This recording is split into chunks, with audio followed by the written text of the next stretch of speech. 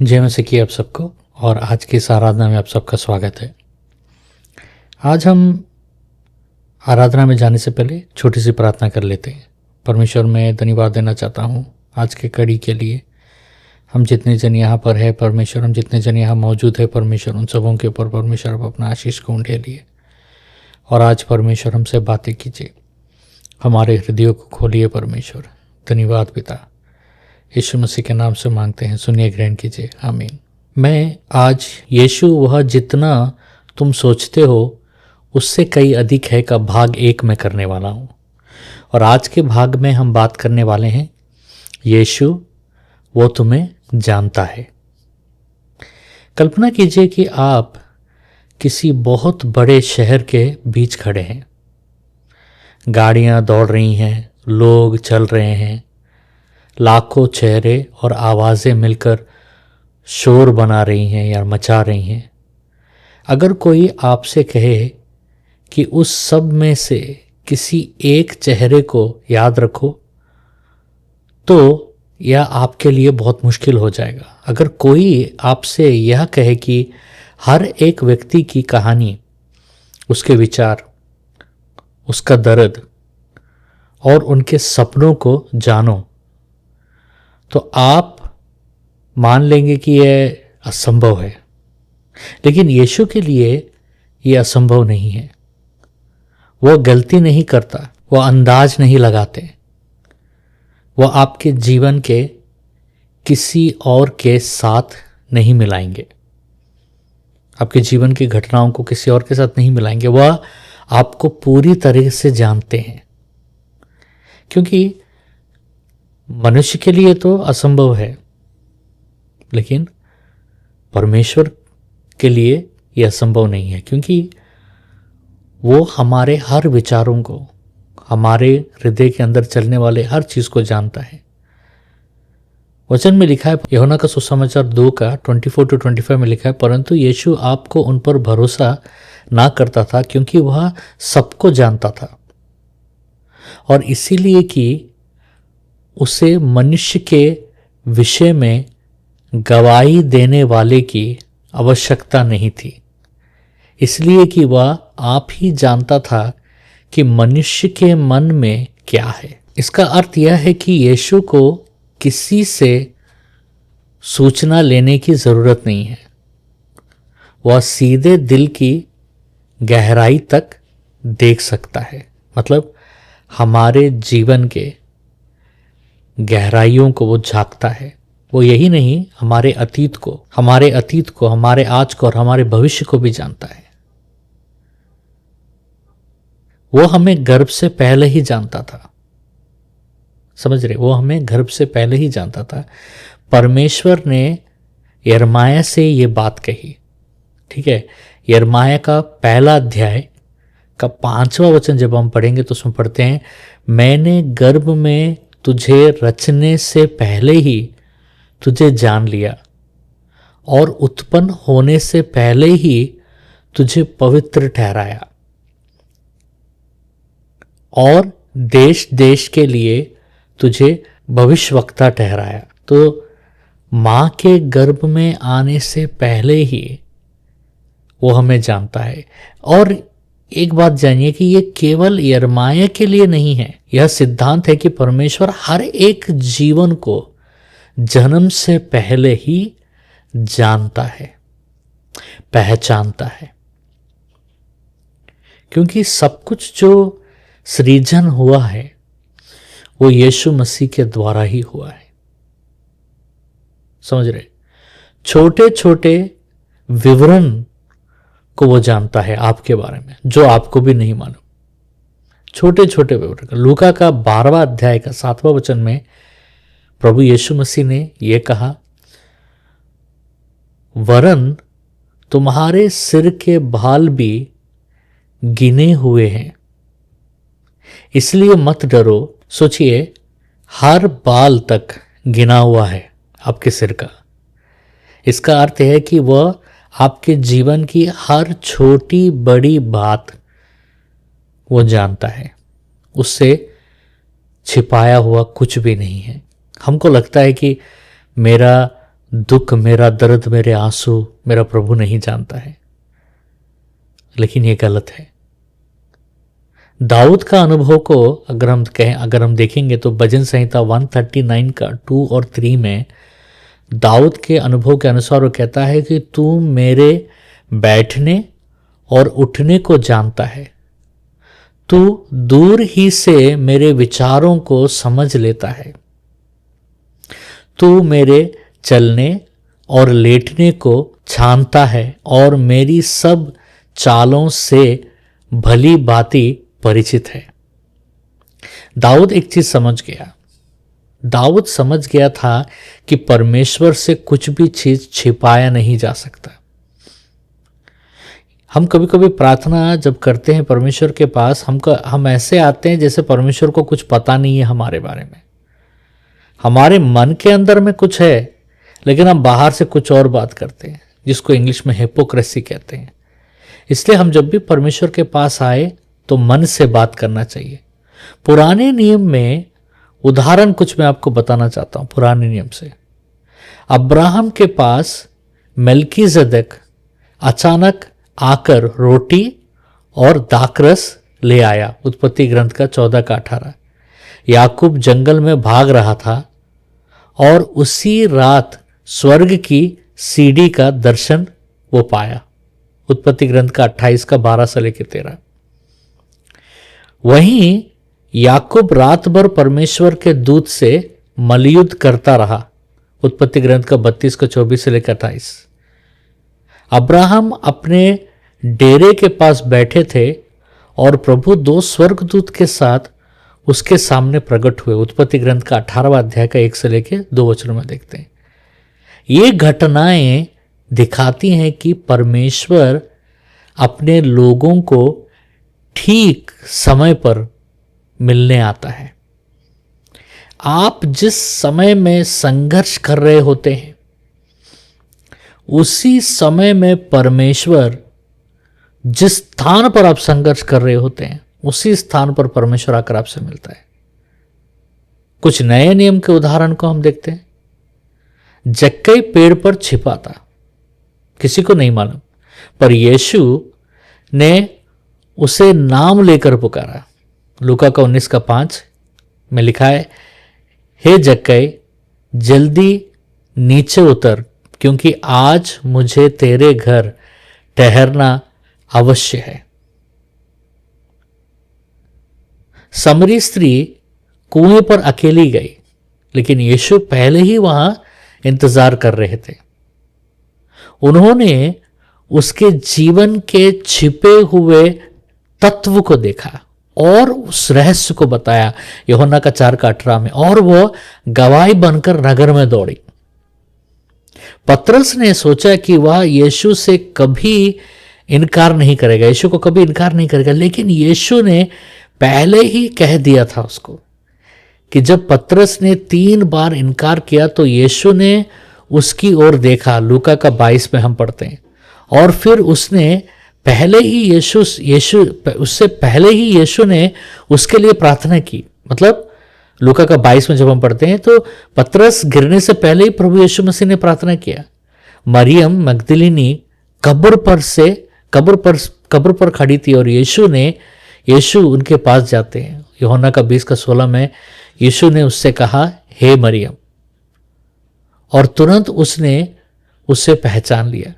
ये चीजें क्या बताती हैं कि परमेश्वर से कुछ छिपा हुआ नहीं है। पतरस का गिरा हुआ, मेरी मगदलीन की वहां खड़ा रहना, जकर उस पेड़ के ऊपर, वह पापी को भी जानता है और फिर भी प्रेम करता है। ये प्रभु का स्वभाव है। रोमियो का 5 के 8 में जब हम पढ़ते हैं, परंतु परमेश्वर हम पर अपने प्रेम की यह पुष्टि करता है कि जब हम पापी ही थे तब मसीहा हमारे लिए मरे। समझ रहे?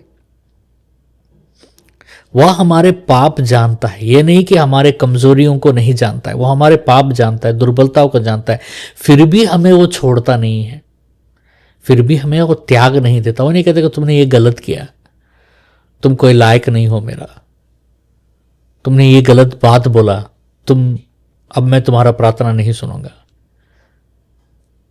समझ रहे? परमेश्वर का हृदय वो नहीं है। प्रभु यीशु हमारे गलतियों को जानने के बावजूद भी हमसे प्यार करते हैं। आज भी जानता और प्रार्थना करता है हमारे लिए। इब्रानियों का 7:25 में, इस कारण वह उनका भी पूरा पूरा उद्धार कर सकता है जो उसके द्वारा परमेश्वर के पास आते हैं, क्योंकि वह उनके लिए विनती करने को सर्वदा जीवित है। Hallelujah, hallelujah. यीशु आपके लिए आज भी प्रार्थना कर रहे हैं, विज्ञापन कर रहे हैं पिता परमेश्वर के दाहिनी ओर बैठकर, क्योंकि वह आपको पूरी तरह जानते हैं। आपको आपका प्रार्थना का जरूरत क्या है नहीं मालूम, किस विषय के लिए आपको प्रार्थना करना है नहीं मालूम, लेकिन प्रभु आज कल भविष्य के आपके सारे जरूरतों के लिए स्वर्ग में बैठकर पिता के पास विज्ञापन कर रहे हैं। वो आपके लिए दुआ कर रहे हैं, आपके लिए प्रार्थना कर रहे हैं। हमारी भावनाओं को भी वो जानता है। जब हम पहला यूहन्ना 3:20 में जब हम पढ़ते हैं, यदि हमारा मन हमें दोषी ठहराए तो भी परमेश्वर हमारे मन से बड़ा है और सब कुछ जानता है। हालेलुया। आपका मन या दिल कभी गलत महसूस कर सकता है, समझ रहे हो, लेकिन यीशु का ज्ञान सही और पूर्ण है। आपका मन आपको धोखा दे सकता है, लेकिन प्रभु का विज्ञापन नहीं धोखा दे सकता है। प्रभु हमारे हर तकलीफों को परमेश्वर जानता है, हमारे हर कमजोरियों को प्रभु जानता है। भजन संहिता 23:1 में ऐसा लिखा गया, यहोवा मेरा चरवाहा है, मुझे कुछ घटी ना होगी। चरवाहा जो होता है वो अपनी भेड़ को भली भांति जानता है। वैसे ही यीशु आपको जानता है और आपकी अगुवाई करता है, वो चलाता है। वो समझ रहे? प्रकाशित वाक्य 2 और 3 में यीशु ने कलीसियाओं से ऐसा कहा, मैं तेरे कामों को जानता हूं। मतलब कलीसिया में हर चीज को परमेश्वर जानता है, आपके जीवन के हर चीज को परमेश्वर जानता है। प्रभु यीशु आपके बारे में जानता है। प्रभु यीशु ऐसा कोई भी अंश, ऐसा कोई भी बात, ऐसा कोई भी घटना जो हुआ है, जो हो रहा है, जो होने वाला है, वो प्रभु यीशु मसीह से छिपा नहीं। इसका अर्थ यह है कि आप छिपे हुए नहीं हैं, आप भूले हुए नहीं हैं, आप भीड़ में खोए हुए नहीं हैं। जिस तरह उसने अब्राहम, याकूब, जक्कई, समरिया स्त्री, पतरस और मरियम को पहचाना, वह आपको भी जानता है। आपकी जीत और हार, आपके आंसू और आपकी प्रार्थनाएं, सब कुछ। और जो आपको जानता है वह कभी आपको छोड़ेगा नहीं और कभी आपको त्यागेगा नहीं। यीशु के बारे में और एक चीज हम कड़ी को देखेंगे, वो आपको देखता है।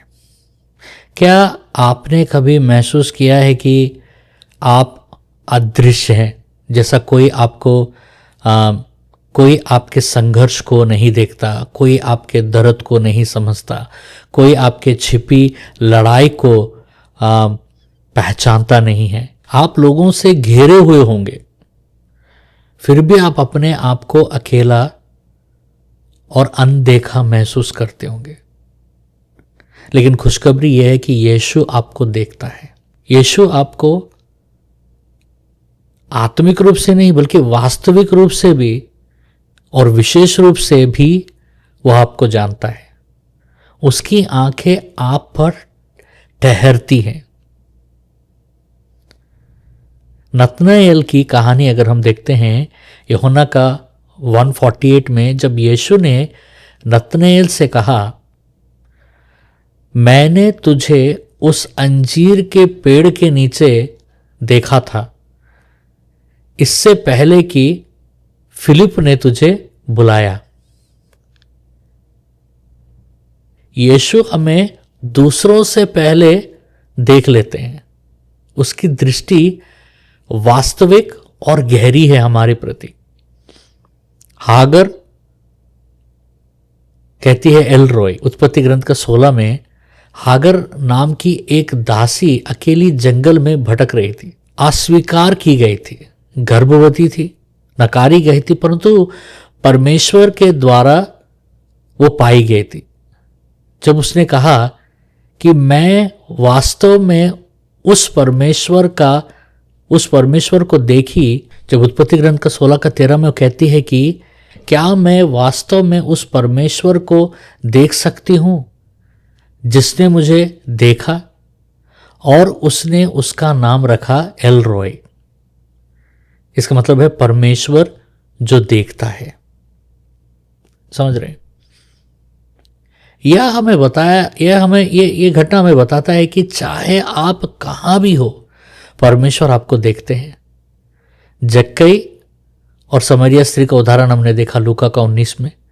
जक्कई भी भीड़ में छिपा हुआ था, पर यीशु ने पेड़ की ओर देखा और कहा, ठीक वही पेड़ जहां पर जक्कई खड़ा था। ये लूका का 19 का 5 में, जक्कई जल्दी से नीचे आ जा, क्योंकि आज मुझे तेरे घर रहना है।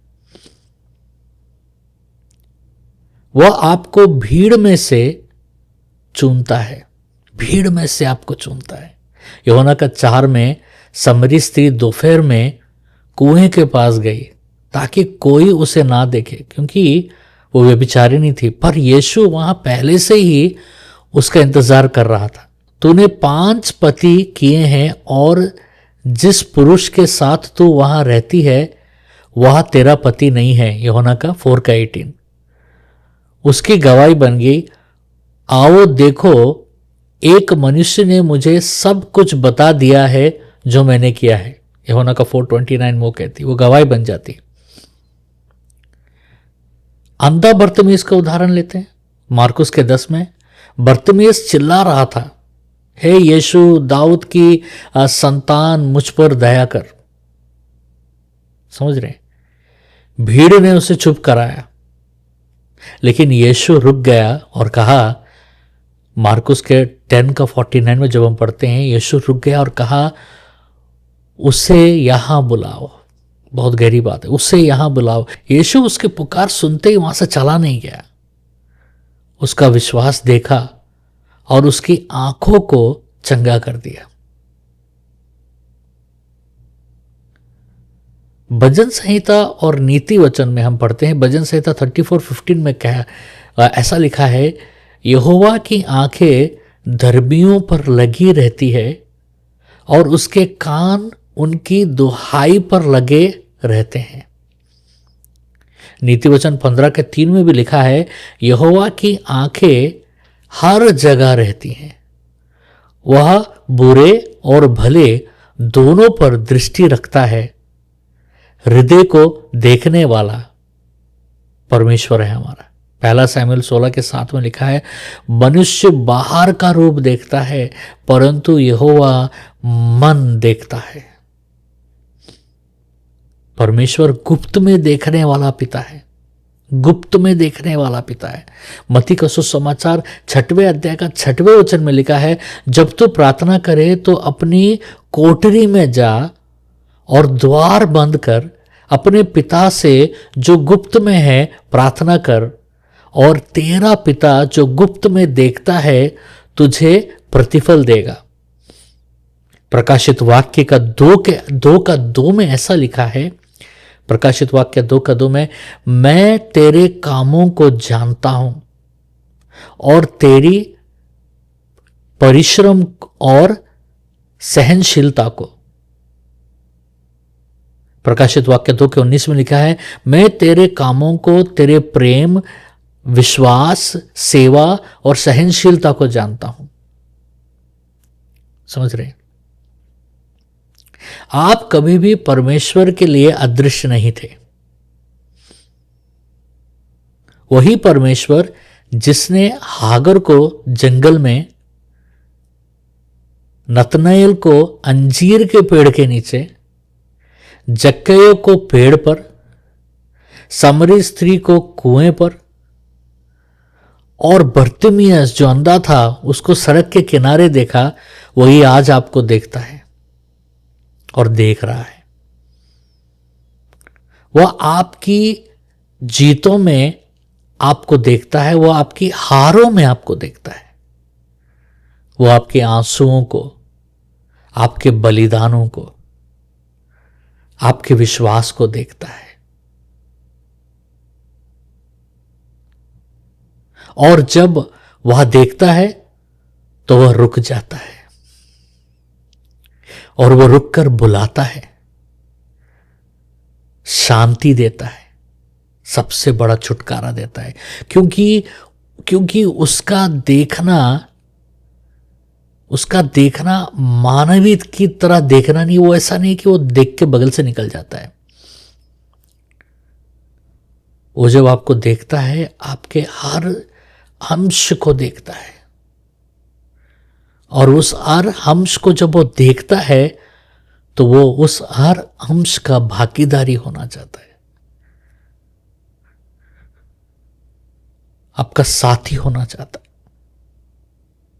तो यीशु आपको जानता है, यीशु आपको देखता है, यीशु हमें देखता है, यीशु हमें जानता है। और एक विषय हम बात करेंगे यीशु मसीह के बारे में, वो हमारा मध्यस्थ है। समझ रहे कि आपको कभी किसी को अपना बात समझाने की कोशिश करने में आपको तकलीफ हुआ है? आपको लगा कि मेरा बात वो समझ नहीं पा रहा है या पा रही है, शब्द सही नहीं थे। लेकिन जब हम एक पवित्र परमेश्वर के सामने खड़े होते हैं, जो पवित्र, धर्मी और निष्पक्ष है, हम अपनी जिंदगी कैसे समझाएंगे उन्हें? कौन से शब्द का उपयोग हमको करना पड़ेगा, कौन सा शब्द इस्तेमाल करना पड़ेगा कि परमेश्वर हमारे जीवन को समझ पाए? और दूसरी ओर, क्या हम परमेश्वर की पवित्रता, उसका न्याय, उसका अनंत योजना समझ सकते हैं?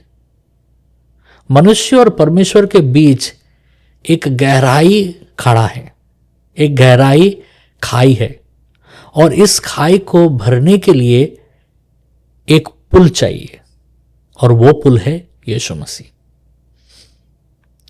वो एक ही मध्यस्थ है, परमेश्वर और हमारे बीच का एक मध्यस्थ, वो एक मात्र है, वही एक पुल है, वही एक ब्रिज है।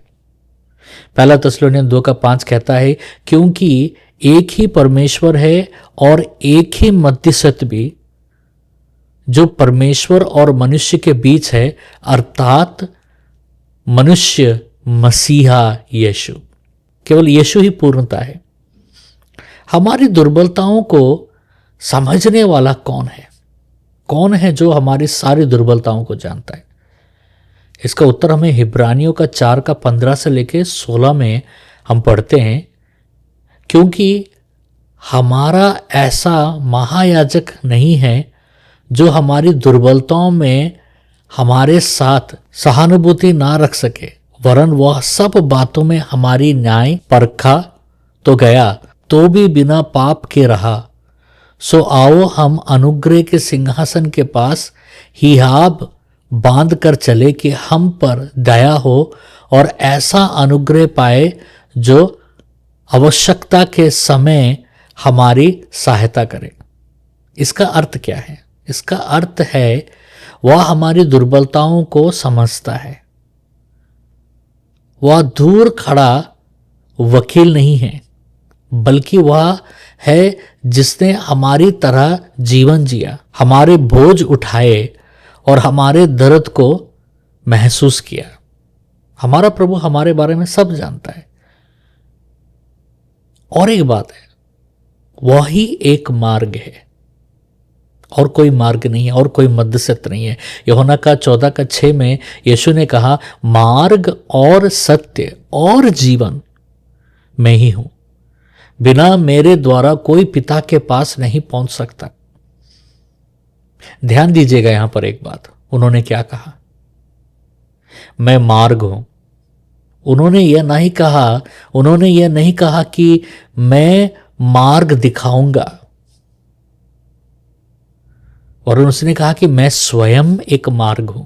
निर्गमन ग्रंथ के 32 में जब इज़राइल ने सोने के बछड़े की पूजा करना शुरू की तो मूसा ने लोगों की ओर से परमेश्वर के दया की विनती की, परंतु मूसा केवल एक छाया था।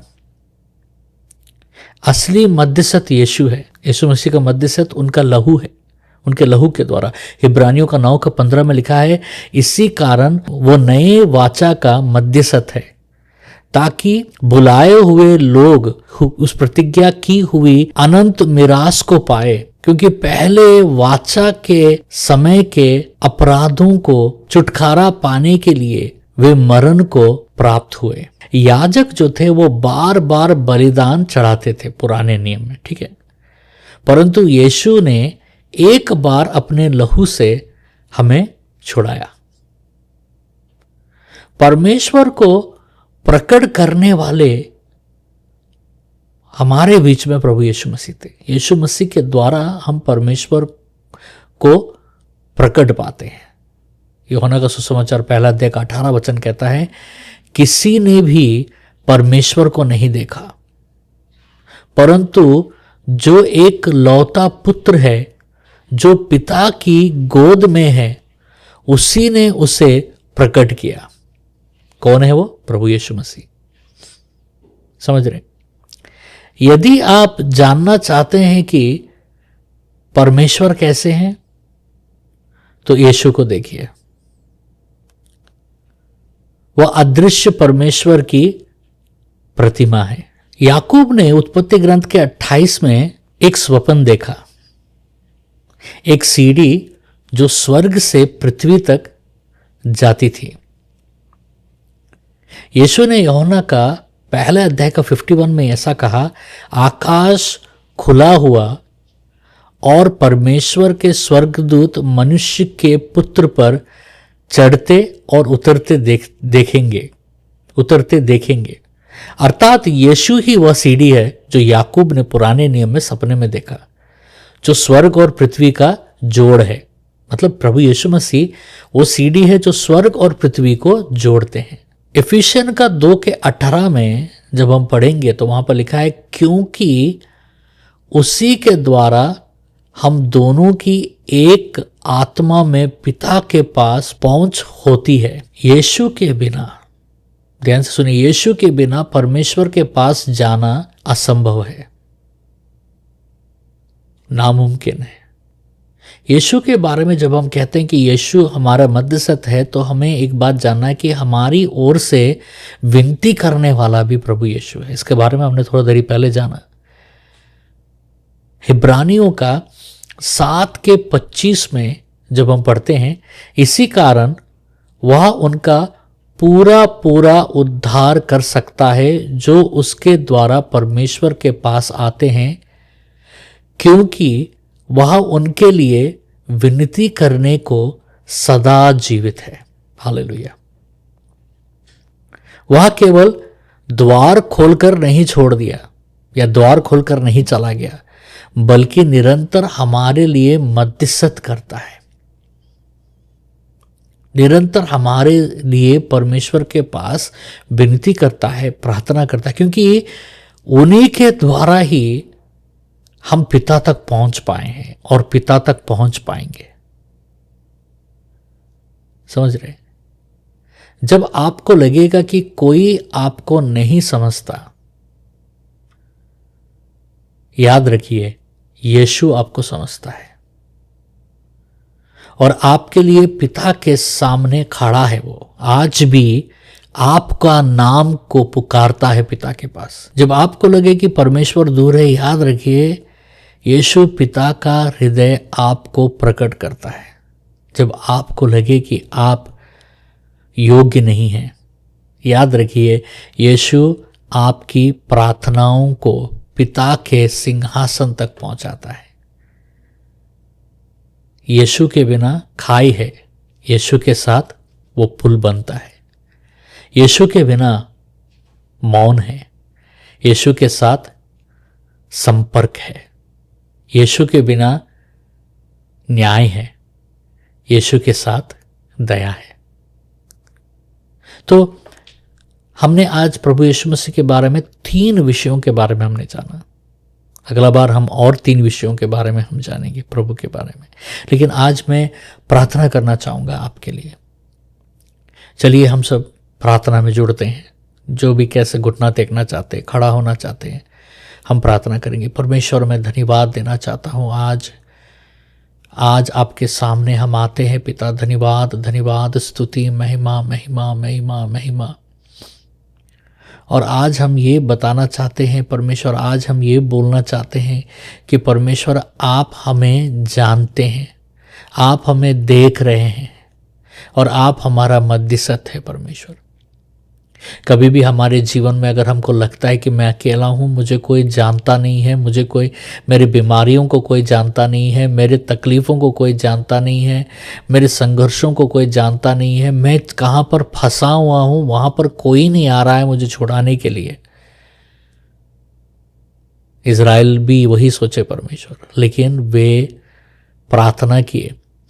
और बाइबल में लिखा है परमेश्वर निर्गमन ग्रंथ में कि परमेश्वर प्रभु आप मूसा के पास आकर कहते कि इज़राइल का बंदी गृह से वो पुकार मुझ तक आया है और मैं आया हूं उनको छुड़ाने के लिए। हम में से कई जन परमेश्वर कहीं फंस गए हैं। कुछ जन ऐसे फंसे हुए हैं कि आर्थिक तौर पे हमको पता नहीं कि क्या करना है। कुछ जन फंसे हुए हैं कि जीवन में परमेश्वर हम आगे क्या करें। कुछ जन फंसे हुए हैं परमेश्वर की ये सोचकर कि हमारा भविष्य क्या है। कुछ जन यहाँ फंसे हुए हैं, कुछ बीमारी में, कुछ दुर्बलता में फंसे हुए हैं। लेकिन परमेश्वर जिस रीति से हागर फंस गई थी परमेश्वर वहाँ पर, और उसे समझ में नहीं है कि आगे कहाँ जाना है, पीछे कहाँ जाना है, किसके पास जाना है, तो उस रेगिस्तान में परमेश्वर आप प्रकट हो जाते हैं। और वो कहती है कि एल रॉय, मैंने परमेश्वर को देखा है, मैंने उसको देखा है जो मुझे देख रहा है। परमेश्वर, मैं आपको धन्यवाद देता हूं कि आप वहां पर आ गए जहां पर मैं हूं, जहां पर मैं फंस गया, मुझे निकालने के लिए। परमेश्वर धन्यवाद, धन्यवाद। परमेश्वर मेरे हर चिंताओं को जानते। किसी को चिंता है कि उनका शादी नहीं होगा, किसी को चिंता है उनको बच्चे नहीं होंगे, किसी को चिंता है उनका आर्थिक परिस्थितियां कैसे चुकेंगे, किसी को चिंता है कि वो घर कैसे बनाएंगे, किसी को चिंता है कि वो पढ़ेंगे कैसे, किसी को चिंता है कि वो उधारी कैसे चुकाएंगे, किसी को चिंता है कि वो चंगाई कैसे पाएंगे। परमेश्वर, हर चीज का समाधान आप है प्रभु यीशु। धन्यवाद प्रभु, आप जानते हैं मेरा ज़रूरत क्या है। मेरे बगल में जो खड़े हैं उनका ज़रूरत मेरा नहीं है, मेरा कुछ अलग ज़रूरत है। परमेश्वर, मेरे बगल में आज जो खड़े हैं उनका भी ज़रूरत को आप जानते हैं, मेरे आगे जो खड़े हैं उनका भी ज़रूरत को आप जानते हैं, मेरे पीछे जो है उनका भी ज़रूरत को जानते हैं और मेरा भी ज़रूरत को जानते हैं। और हम सबकी ज़रूरत को आप ही पूरा करोगे यीशु।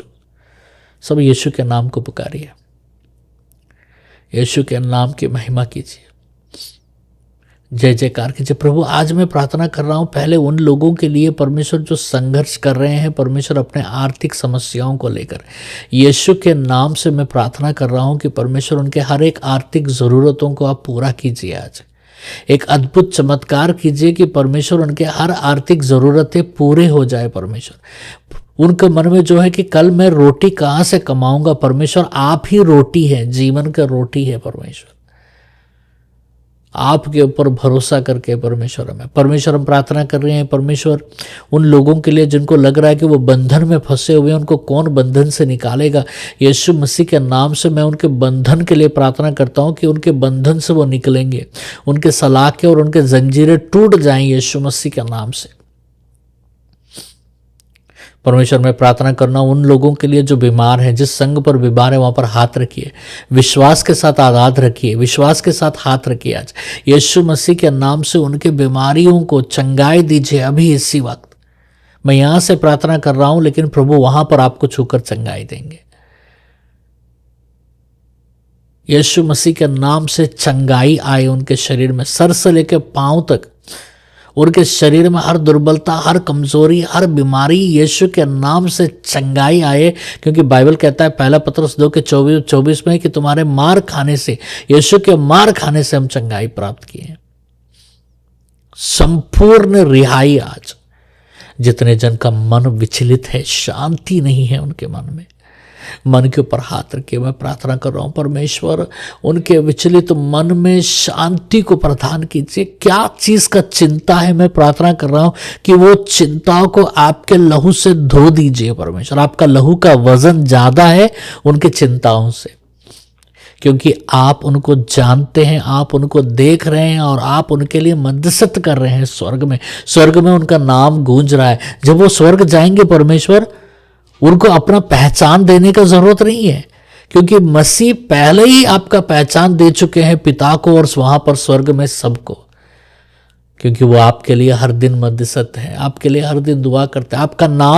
आपका नाम यहां कोई पहचानता नहीं होगा, लेकिन आपका नाम स्वर्ग में सब जानता है, क्योंकि आपका नाम हर पल हर क्षण यीशु आपके नाम को पुकारता है, वहां पर पिता के सामने रखता है। वहां आपकी नाम से दुहाई होता है, आपके नाम से दुहाई हो रहा है, आपके नाम से प्रार्थना हो रहा है वहां,